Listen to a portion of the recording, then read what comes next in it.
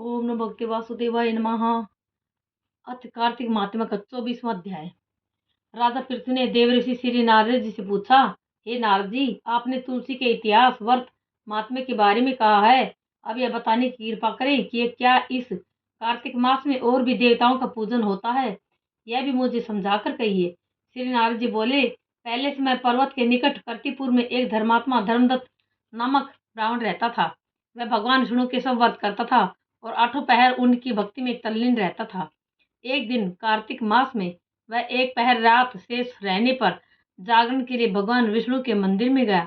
वह हर प्रकार की सामग्री लेकर पूजा करने के लिए जा रहा था कि उसने मार्ग में एक बड़ी भयंकर राक्षसी को देखा, जिसके कि बड़े बड़े दांत थे, लपलपाती हुई जीभ थी, बड़े बड़े लाल लाल नेत्र थे, जिसका शरीर नंगा था, मांस रहित था। उस भयंकर राक्षसी को देखकर धर्मदत्त बुरी तरह से कांपने लगा और कुछ उपाय न देखकर उसने पूजा वाली थाली और जल का लोटा उस राक्षसी पर फेंक दिया, क्योंकि उसने भगवत नाम का जप करते हुए वह सामग्री और जल का लोटा जिसमें कि तुलसी दल पड़ा हुआ था उसको मारा था। इससे उसके जन्म जन्मांतर के पाप नष्ट हो गए और उसे अपना पूर्व जन्म स्मरण हो आया। वह हाथ जोड़कर धर्मदत्त के चरणों में गिर पड़ी और उसने कहा, हे विप्र, मैं पूर्व जन्म के कर्मों के फल से इस अवस्था को प्राप्त हुई हूँ। नारद जी ने कहा, हे राजन, उसको इस प्रकार प्रणाम देखकर अति विस्मित होकर धर्मदत्त ने पूछा, तेरी अवस्था किस कर्म के फल से हुई है?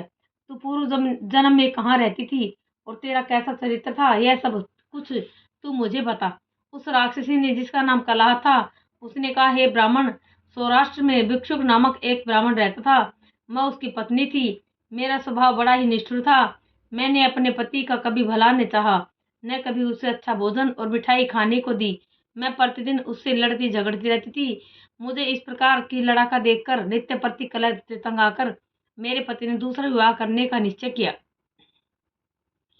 यह सुनकर कि मेरा पति दूसरा विवाह कर रहा है, मैंने उसके दूसरा विवाह करने से पहले ही विष खाकर आत्महत्या कर ली। मेरी मृत्यु के पश्चात यम के दूत आए, मुझे पकड़कर गदा मारते हुए यम के पास ले गए।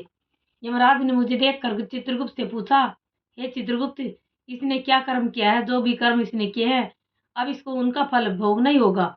चित्रगुप्त ने यमराज से कहा, इसने अपने जीवन में कोई भी अच्छा काम नहीं किया। यह सदा अपने पति को खराब भोजन देकर आप सदा अच्छा भोजन खाती रही है, इसलिए अब वह विष्ठा खाने वाली होगी। इसको अब सूकरी का जन्म दिया जाए। क्योंकि अकेली पाक के बर्तन में भोजन करती थी, इसलिए अब यह बच्चों को खाने वाली बिल्ली हो। इसने चूंकि अपने पति पर क्रोध करके आत्मघात किया है, इसलिए यह प्रेत योनि में जाएगी। अब आप इसे अपने दूतों द्वारा मरुस्थान पे भेज दीजिए। यहाँ पर वह बहुत दिनों तक प्रेत योनि में रहकर फिर यह पापिन अपने तीनों योनियों को भोगे।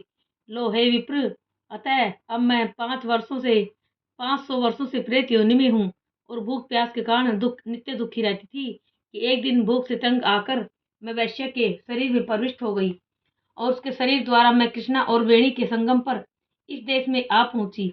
मैं उस वैश्य के शरीर में रहती थी और कि एक दिन भगवान शंकर विष्णु भगवान ने मुझको बलात् उसके शरीर से बाहर निकाल दिया। फिर मुझे आप दिखाई दिए और आपके लोटे में से तुलसी का जल का एक छींटा मेरे ऊपर पड़ा, जिससे कि मेरे सब पाप नष्ट हो गए। हे दिवोजत्म, अब आप मुझे यह बतलाइए कि आगे होने वाली तीनों योनियों और इस प्रेत देह से मेरी मुक्ति किस तरह से होगी। धर्मदत्त कलह की बात सुनकर और उसके पिछले कर्मों का और उसकी वर्तमान अवस्था को देखकर बड़ा दुखी हुआ और उसका दुख देखकर उसका चित्त पिघल गया। फिर उसने दुखित भाव से कहा, ओम नमो भगवते वासुदेवाय।